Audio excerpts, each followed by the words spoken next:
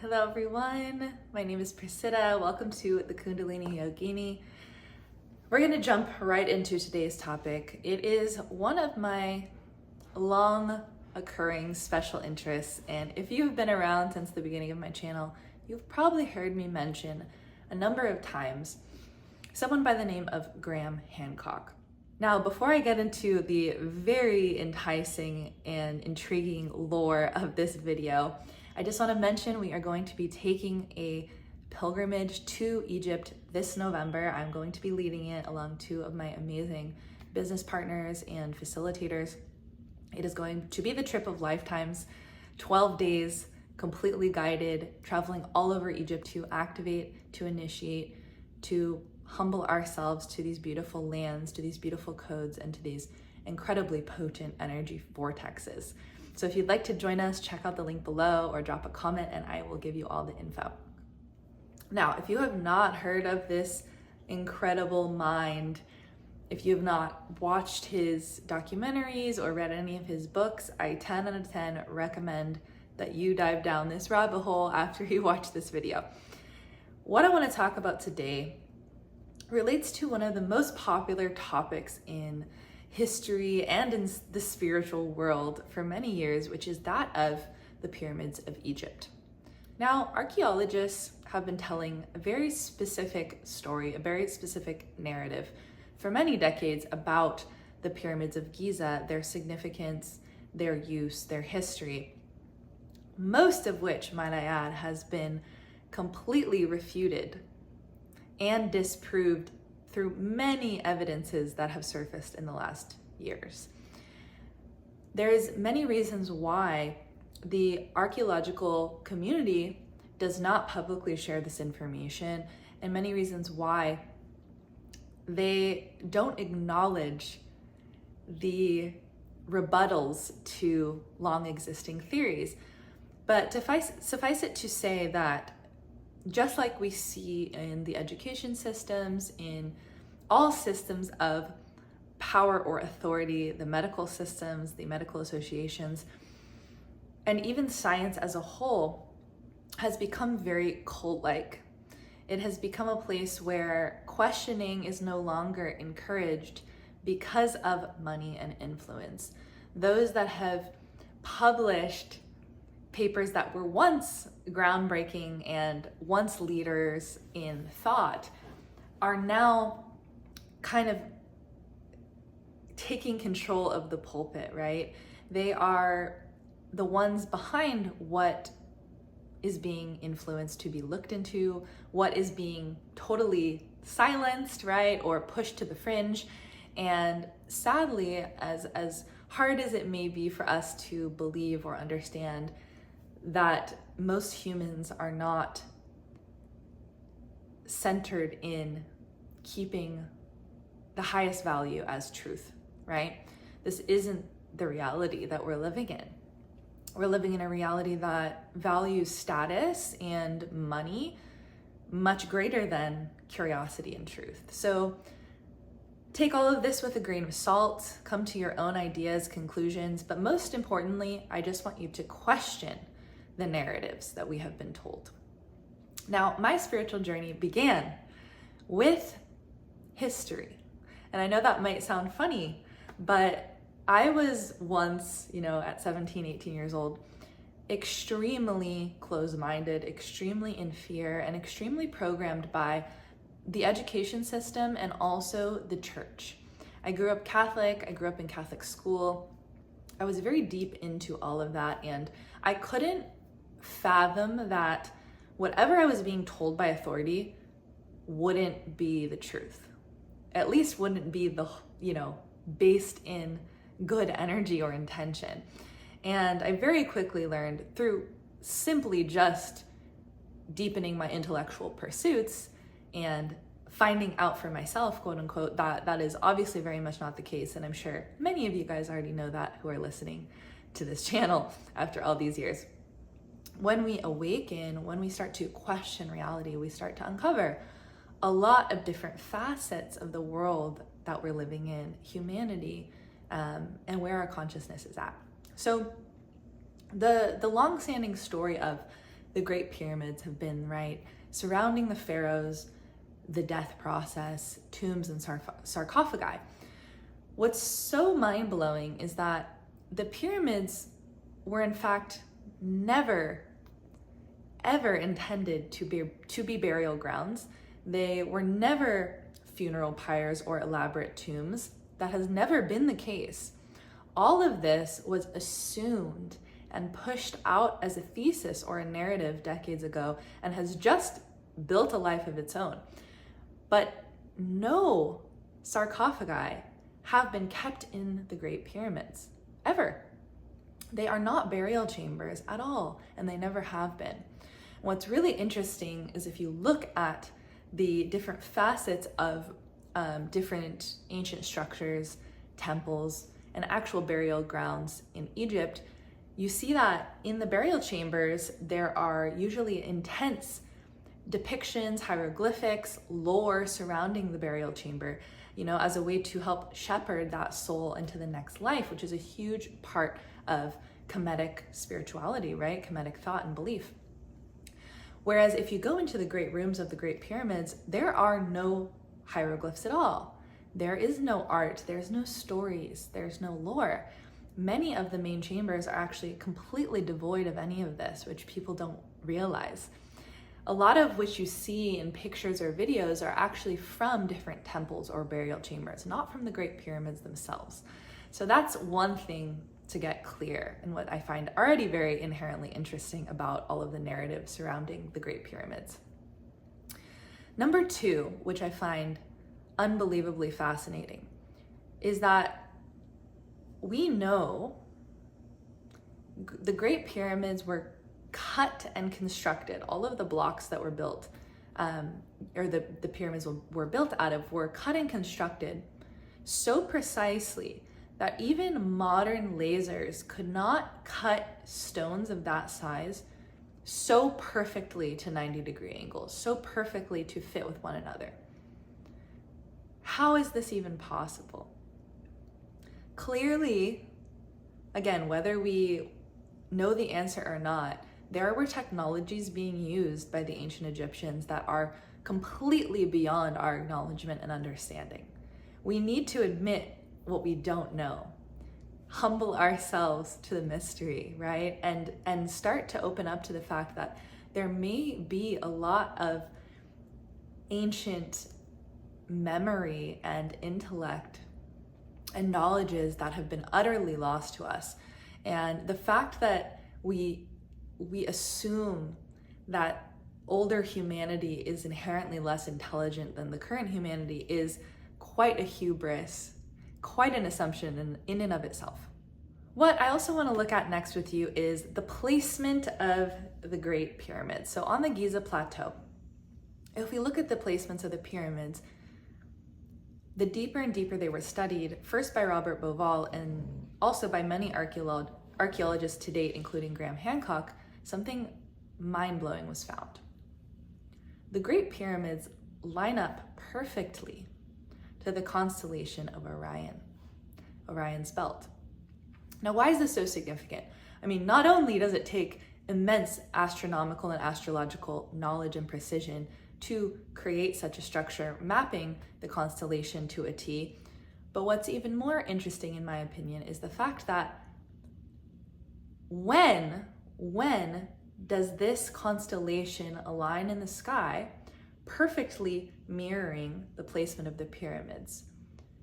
Right? Let's take ourselves back to being a part of that civilization. If we were to be constructing these pyramids, what we would have to be seeing in the sky in order to map it would have to match a specific alignment of this constellation. And guess what? The stars don't lie. They always date our place in time and space.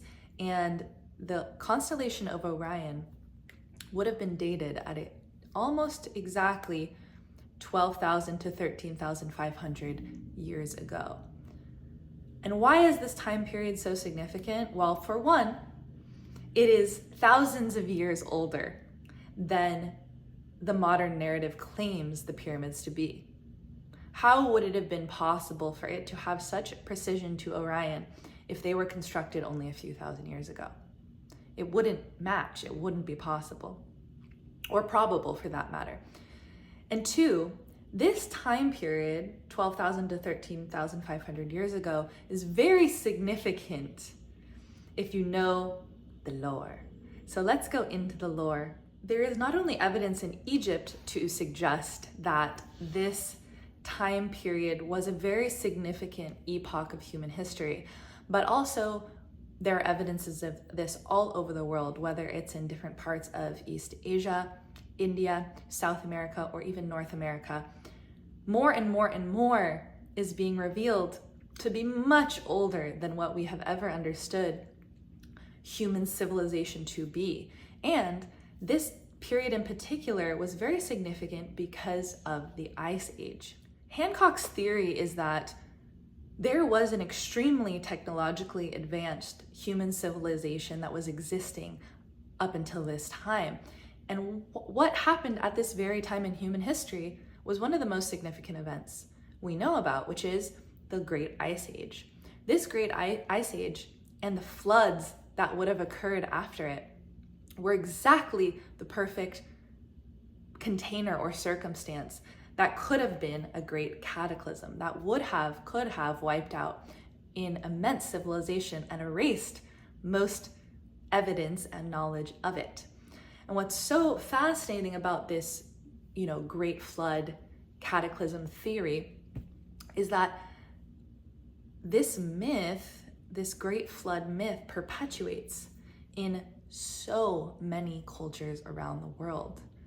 It is not just Noah's Ark biblical theory. If you look at almost every single indigenous culture in the world, across continents, islands, different places of the globe that should have never had contact with another, they have parallel mythology and stories about a great flood that wiped out their previous ancestors, their civilization.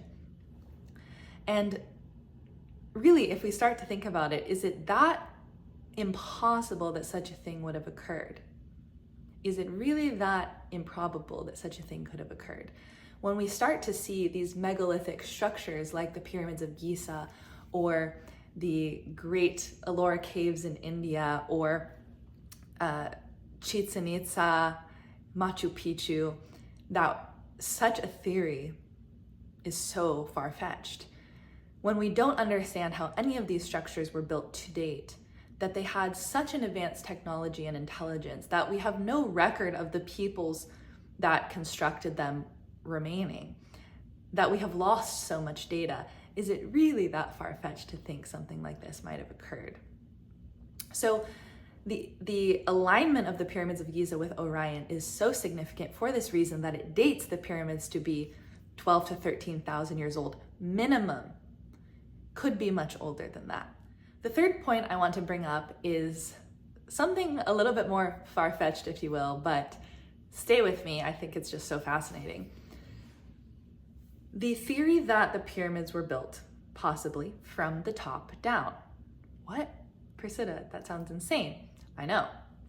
What's so interesting though, and why this theory came to be, is that the pyramid is topped by a perfect pyramidal stone at the very, very top of the pyramid.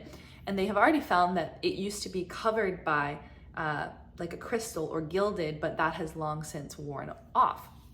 Now this stone, what's so significant about it is that it happens to be older than all the other stones below it. So a lot of theories surrounding this suggest that it's possible that that stone was placed first. Mind-blowing, nonsensical, unless we start to look at other possible explanations for how the pyramids were built. Now, this is where it's gonna start to parallel a little bit more of, ancient alien theories and such. But I think that while some of those, things that they claim or suggest are way out there, some of what they talk about in these type of shows does have a significant amount of backing or evidence.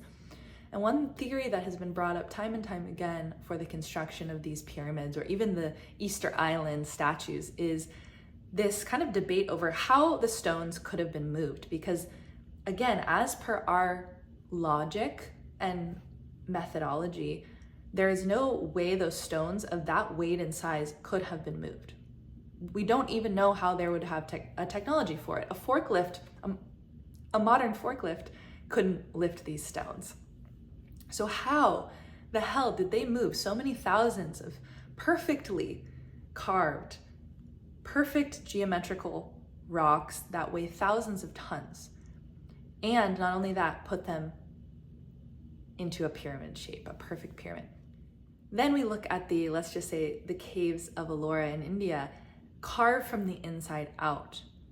Tens of thousands of granite disappearing, nowhere in sight that should have been removed from that site.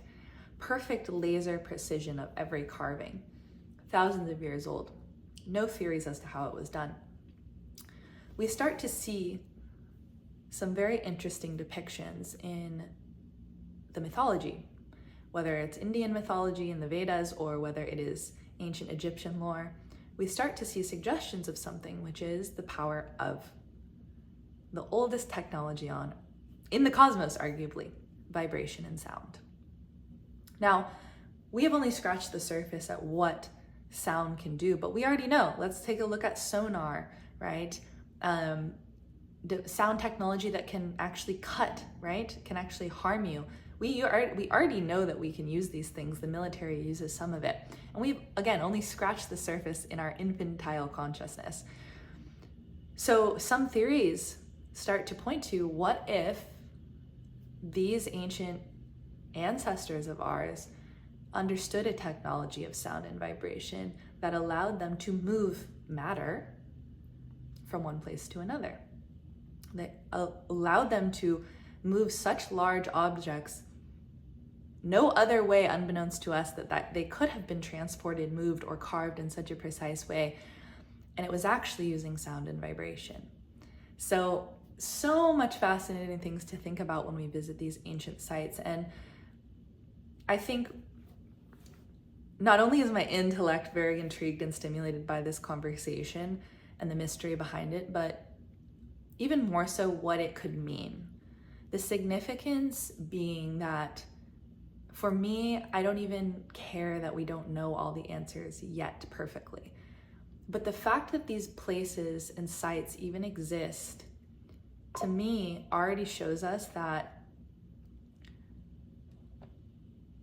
where we have come from is so altering to where we are right now and where we could be as a species.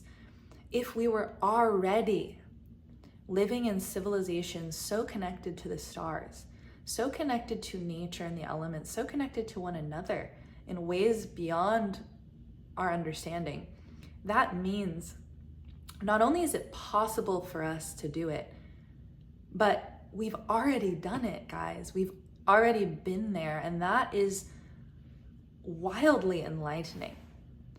If we remember our true history, if we really seek the truth of these things, if we take ourselves to these places to see and feel and initiate ourselves into the truth of where we've come from, it could change the course of humanity entirely. And that is why, as a spiritual person, this is of utter significance to me. As someone whose entire dharma is the raising of human consciousness, this is utterly significant. And why, years ago, when I went to one of my first ancient sites in Mexico, I had this experience and knowing and download of, I need to take my body and as many people as I can take with me to as many of these ancient sites as possible.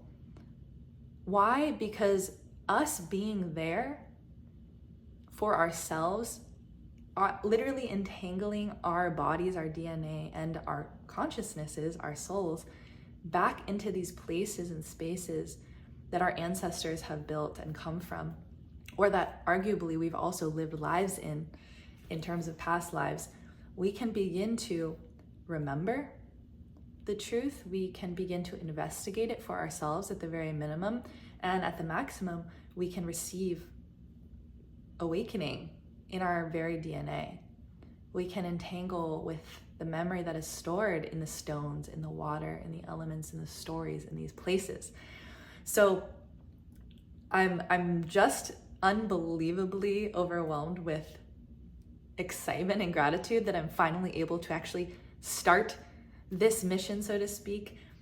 We're going to be leading our first Ancient Activations retreat in Egypt this November.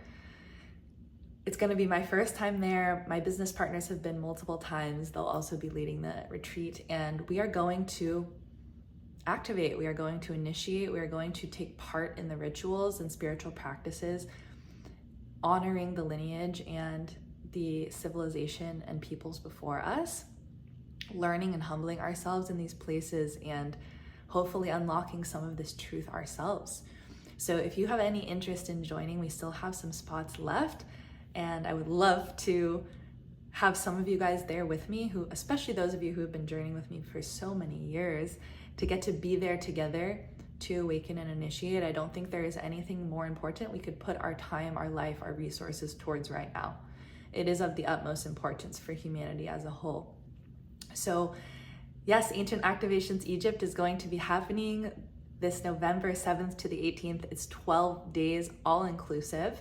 So we will be coordinating your stay, your food, your travel, your transport, your experience. We're gonna have private guides, security, etc., and incredible facilitators. So if you have any interest, you want more details, please comment below this video or check out the link, which is gonna be the page which gives you all the info and itinerary for the trip. Upcoming in 2026, we're going to be having Ancient Activations Peru in the spring and Ancient Activations India pilgrimage in the fall. So that is going to be our first group activations and pilgrimages to these sacred sites in search of truth, in search of entanglement with our ancestors and these codes, and humbling ourselves with the knowledge of the ancient ways that we so desperately need to come back to right now. So couldn't be more excited. I would love to know any of your Egypt data collection or theories that you might have below. And there's so much I didn't even get to talk about in this video. I really focused mostly on ancient civilizations and the pyramids, but there's so much to be said about the temples themselves, the deities, the lore there, the power of Cometicism, and that tradition is incredibly beautiful, incredibly potent. So yeah, let me know your questions, your comments below. Again, if you're interested in the retreat, check out the link or send me a message on Instagram or comment down below this video. Thank you all so much for listening to my special interest topic, and let me know what sacred sites or part of ancient civilization theories you might like me to focus on next, because I'm definitely open to making this a series if you are interested, and I would love to talk more about it. Wishing you all the most love, the most clarity, the most groundedness in your spiritual practice right now. See you on the next video.